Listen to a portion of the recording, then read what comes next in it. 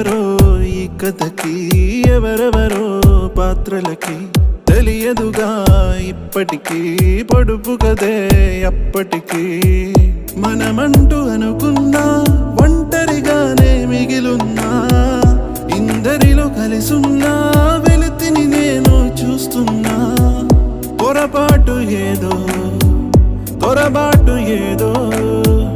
అది దాటలేని తడబాటు ఏదో ఎడబాటు చేసే ఈ